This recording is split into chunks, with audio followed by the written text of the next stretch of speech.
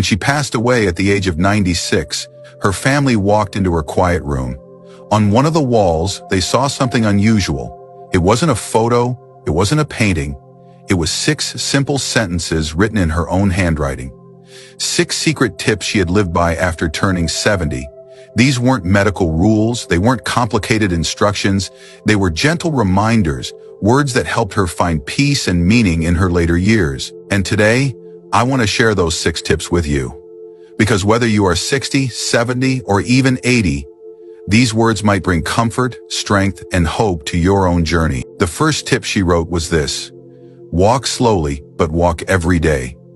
Even when her legs became weak, she held onto the wall and took slow steps down her hallway. She believed that movement, no matter how small, was life itself. A walk doesn't need to be long or fast.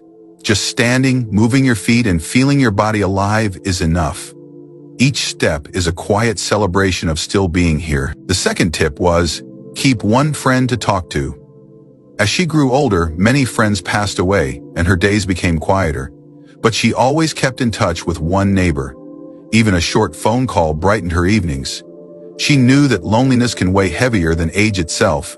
One voice, one person who listens, is sometimes all we need to feel less alone.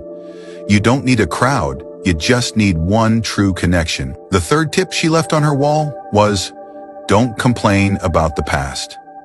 She had her share of regrets, just like we all do. But she chose not to let them control her. Instead of filling her days with bitterness, she focused on the present moment. Complaining would not change what had already happened. What mattered was the day in front of her.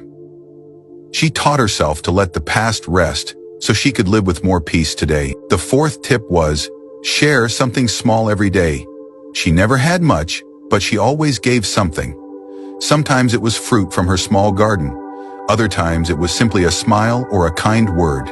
She believed giving, no matter how small, made life lighter.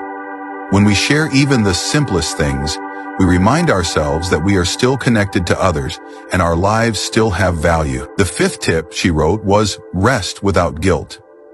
As her body grew tired, she rested more often. She would nap under her favorite blanket in the afternoon without apologizing. She never felt guilty about needing more rest. She believed that resting was not a waste of life. It was part of life.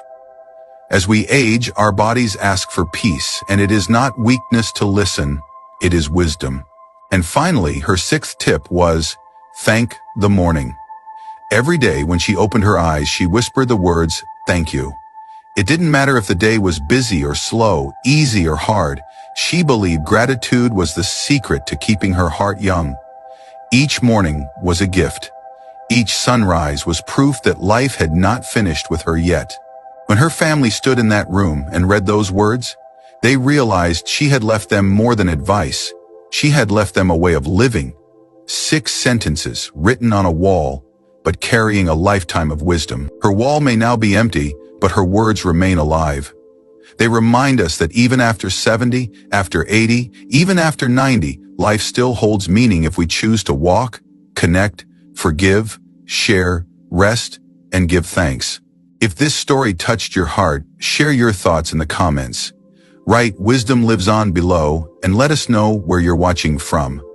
Because sometimes, the smallest words carry the greatest lessons.